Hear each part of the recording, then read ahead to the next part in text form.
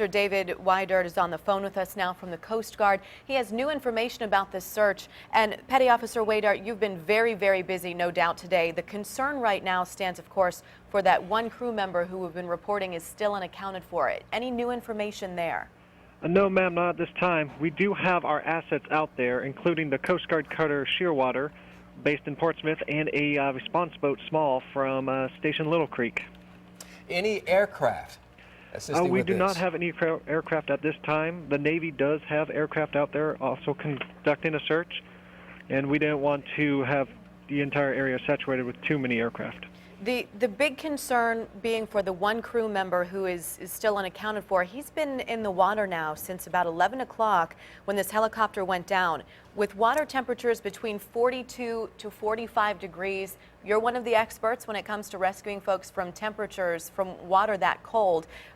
What are his chances right now? How could he be in the water right now? Well, ma'am, I wouldn't be able to speculate on the chances. Everyone is different. But we do have the assets out there, and we are continuing to search to limit the time he is in the water. You know, obviously, we're talking about the ocean. So some may wonder, how on earth could you find one person in that? Is there anything that he could have deployed that could draw attention to him? Any tactics that they may take to try to draw your attention to them? Well, from the Coast Guard side, we do have a wide range of possibilities, little strobe lights, mirrors, that a lot of people, when they're deployed, use and utilize, smoke signals, flares. But currently, we wouldn't be able to speculate on what the Navy had on them, but we are still searching.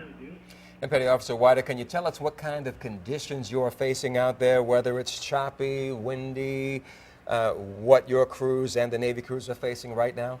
Well, we received the report from the Coast Guard cutter Shearwater, which was on scene, that the wind speed was about 10 knots, gusting up to 15 knots.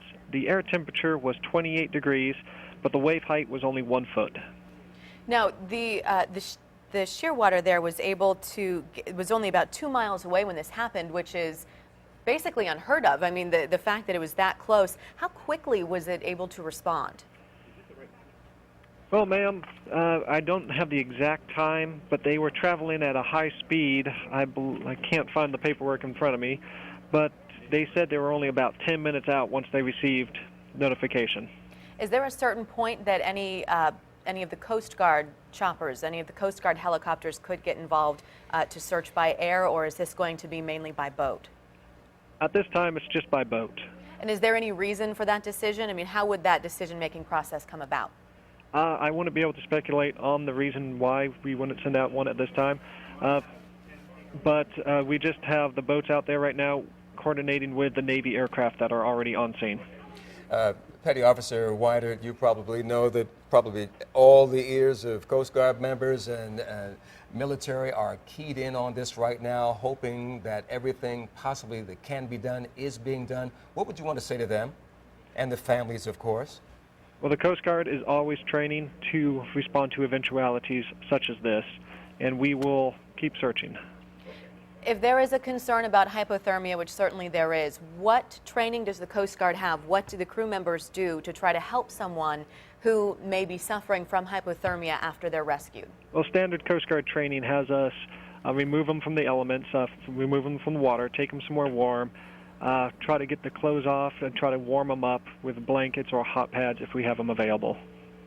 And how did just out of curiosity, the 4 crew members who were rescued about 45 minutes ago, close to an hour ago now, how did that rescue come about? Did the Coast Guard pull them out of the water? Did they swim over to the boat? For that one, from what we understand, a Navy helicopter hoisted them straight up from the water and took them back to Norfolk Centura for treatment. So the naval helicopter, possibly the one that we saw there, was the one that hoisted them out of the water?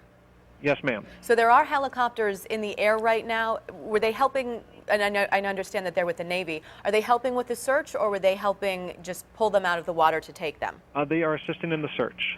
Okay. We are coordinating with them. It's a joint agency search. Coast Guard cutters, Coast Guard assets, the Navy assets, and other assets from, I believe, other agencies in the local area. Fire department boats are also en route. So if we can set the scene here, there are Coast Guard cutters in the water with the search and Navy helicopters currently in the air assisting with the search as well. The Virginia Beach Fire Department is also there with 2 boats as well. Is that correct? Yes, ma'am.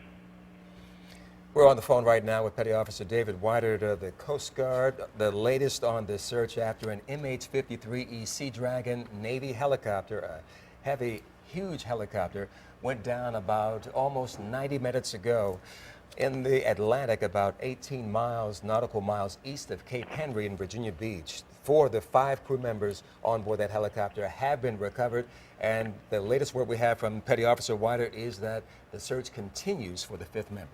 And one final question we have for you there, Petty Officer Weydert. Is there anything that you think people should know that they may not have heard yet? Anything you think we might be missing that the folks who are listening to this need to know? Not at this time, but we will keep everyone updated as we receive new information. All right, thank you very much for your time today. We will certainly continue checking in with you